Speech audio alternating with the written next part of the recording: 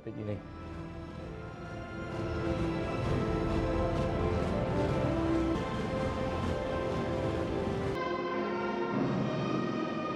ដល់ឥឡូវយករ៉ូណាល់ដូមកមួយទៀតក្នុងលីករបស់គេបាទឥឡូវនេះបាល់ចាប់ផ្ដើមកែចេញហើយបាទការប្រកួតចាប់ផ្ដើមមកបាល់ទាត់បំផ្លោមថៃបាទតែតលាក់មួយសិនតែតងើយមកឲ្យអ្នកចាំទីឱកាសសម្រុករបស់ក្រុមថៃកាត់ចូលមកឲ្យត្រង់ចំណុចកន្លែងនេះបាទល្អមែនទេបន្តទៅណាឆ្ងាយឱកាសគ្រប់គ្រងរបស់ក្រុមថៃទម្លាក់ឲ្យត្រង់កន្លែងនេះបាទប៉ូលីនបញ្ជូនបន្តឲ្យសូស៊ូវ៉ាណាសូធូបាញ់ទៅឲ្យត្រង់ចំណុចកន្លែងនេះបាទឱកាសសម្រុករបស់ក្រុមកម្ពុជាលឹមពិសុទ្ធ1 ទល់ 1លឹមពិសុទ្ធកុំមួយទៀតលឹមពិសុទ្ធអូយបាទធីរថនបញ្ជូនចោះមកកន្លែងនេះឲ្យធីរស៊ីដេដាអីយ៉ាកន្លែងនេះក្រុមកម្ពុជាគ្រប់គ្រងបាល់បាទការសម្រុកមួយលើករបស់ក្រុមកម្ពុជាមិនណយទេកន្លែងនេះមូស្លីមបញ្ជូនមកឲ្យសញ្ញធីឱកាស1 ទល់ 1ទាញមួយបាទបញ្ជូនចោះកន្លែងនេះមូស្លីមបាទអស់ចំហទៅហើយនឹងកើតទេព្រោះយើងត្រូវការឈ្នះដាច់ខាតដើម្បីកក់កៅអីទៅវគ្គការបែបរត់ឱកាសរបស់កម្ពុជាបាទអូបាទបាល់នេះបំផ្លោងខ្លាំងមែនទេគាត់អាយុច្រើនដែរអញ្ចឹងឡើងលេខតែបាទបញ្ជូនចោះត្រង់ចំណុចកន្លែងនេះបារាំងកាត់មកដល់ដៃសេឡាលមមបាទហាណាកាត់មកបាទរឿងបុនហៀងបាទទៅចំណុចកន្លែងនេះអីយ៉ាក្រុមយុវជាតិកម្ពុជាកំពុងតែដាក់សម្ពាធបន្ថែមទៅលើក្រុមថៃឱកាសរបស់រឿងបុនហៀងអូតែដល់គាត់ឃើញឱកាសតលាយទៅបាទនេះបាទបាល់នេះគឺបើសិនពីសុទ្ធគាត់រឿងលឿនតិចដែរក៏វាល្អដែរប៉ុន្តែពិបាកដោយសារតែបាល់នេះគឺបុនហៀងអាមេហើយឥឡូវនេះលឹមវិសោតកាត់ចូលមកកណ្ដាលសិនឱកាសរបស់ជំនឿជាតិកម្ពុជាបញ្ជូនបាល់ល្អមែនទែនសៀងច័ន្ទធាគ្រប់គ្រងបាល់និងអូចូលនៅក្នុងប្រអប់ឥឡូវនេះបាល់ជាប់ជើងសៀងច័ន្ទធាអូចូលសៀងច័ន្ទធាកំពុងសម្លឹងរកឱកាសសៀងច័ន្ទធាបញ្ជូនមកក្រោយវិញសិនកាត់ចូលពីយើងមូស្លីមតែទម្លាក់ទាន់ឃើញអញ្ចឹងបាទឥឡូវនេះឱកាសរបស់ថៃគ្រប់គ្រងបាល់បញ្ជូនពីអឌីសាក្រៃសនទុកក្រងបាល់បន្តទៀតអឌីសាគាត់មិនចេញមានកំហុសទៅលើកីឡាកររបស់ថៃឱកាសរបស់ថៃកាត់ចូលក្នុងទៅរួចពីខ្សែការពារល្អមែនទែនបាទរត់ចេញមកបន្តដឹកឡើងទៅមួយទាញ2ល្អមែនតែរបស់ខ្លួនបានសម្រេចបញ្ជូនបន្តឲ្យទៅលឹមពិសុទ្ធអូយល្អមែនតែមកសម្រាប់លឹមពិសុទ្ធ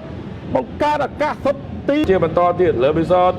បញ្ជូនមកស្លាប់ស្ដាមសិនអត់ទាន់អូដាច់តែឯងពេកទេយឺមូស្លីមរងនេះគ្រប់គ្រងបាល់បានបញ្ជូនបាល់លឿនមូស្លីមអូចូលបញ្ជូនឲ្យសៀងច័ន្ទធាបញ្ជូនមកកណ្ដាលវិញបន្តទៀតឱកាសជាថ្មីបន្តកឹប1 2អូចូលក្នុងឱកាសរត់ល្អមែនទែនឱកាសជាថ្មីបន្តកាត់ចូលមួយជើងអូយបងស្គាល់ណាជាអ្នកបង្កើតឱកាសដ៏អស្ចារ្យមួយនេះបាទ1 ទល់ 1បញ្ជូនឲ្យសៀងចន្ទធាថោកស្ដាយមែនតើនេះអត់ទុកទេព្រោះតែបោទៅហើយបាល់ហៅថាបែបហ្នឹងណាបាទឱកាសរបស់ថៃបាទគ្មានសល់ទេបាទមុំកែបាទប៉ុន្តែក្រុមដែលតានតឹងនោះគឺសង្ហបុរីនិងម៉ាឡេស៊ីដូចកម្ពុជានិងថៃដែរឥឡូវឱកាសរបស់ក្រុមជំនឿជាតិថៃលេខមុខទីចូល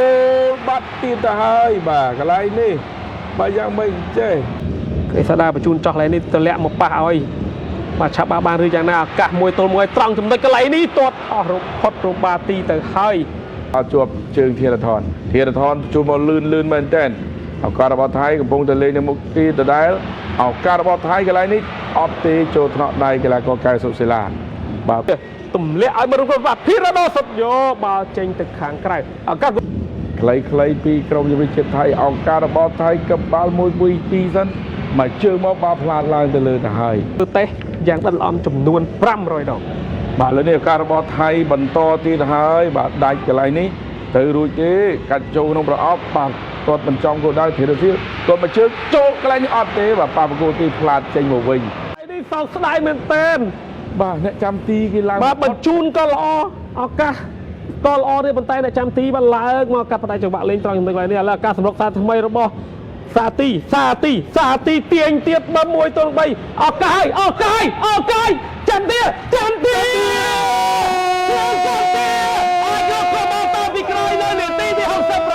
ទស្សនារូបភាពយឺតសារជាថ្មីមិនមែនជាលើកដំបូងនៃការប៉ុនប៉ងទេគឺច្រើនសារមកហើយឥឡូវនេះសៀងចន្ទធាឲ្យគ្រប់បាល់ប្រចាំឆ្នាំ2023ឲ្យក្រុមជំនឿជាតិកម្ពុជាក៏ដូចជាគ្រប់បាល់តាមពីក្រោយឲ្យក្រុមជំនឿជាតិកម្ពុជាទល់នឹងក្រុមជំនឿជាតិថៃផងដែរ បាទពិតជាអស្ចារ្យបាទកោមកពីក្លឹបបឹងកេតរូបនេះជាងចន្ទធាបាទប៉ុន្តែมันអាចភ្លេចបានពីការបញ្ជូនបាល់និងការគ្រប់គ្រងបាល់ឲ្យបញ្ជូនដល់ចន្ទធាពីសាទីនោះទេបាទសាទីនិងសៀងចន្ទធាគេសហការគ្នា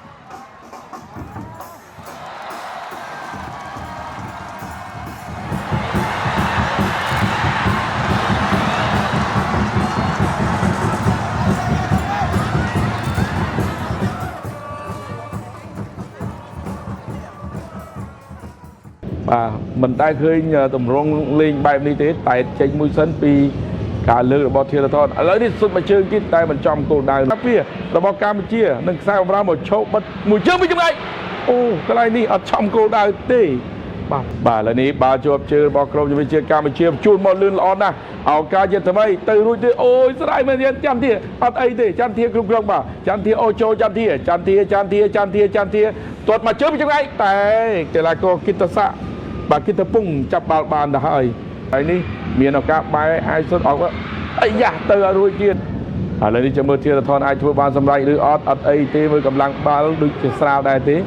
អត់ធ្លាក់មកប៉ះខ្នងខ្សែការពារបាញ់តែចេញបន្តទៀតតែអត់ទាន់ផុតបាទនេះលេងនៅមុខទីតែមួយបន្តទៀតមួយជើងពីចម្ងាយមួយជើងឡើងលើសិនតែមួយក្បាលពី Taylor ឱកាសជាថ្មីរបស់កម្ពុជាសុខណាស់បាទគ្រប់គ្រងបាល់ជាថ្មីបន្តទៀតទៅឲ្យកន្លែងនេះតែធីរថនទាត់បាល់ចេញថែមចំនួនដែរបន្ថែមគាត់ឥឡូវនេះឱកាសរបស់ក្រុមជំនាញជាតិថៃតែមួយក្បាលអត់ទេផុតរបាល់ទីទៅហើយកម្ពុជា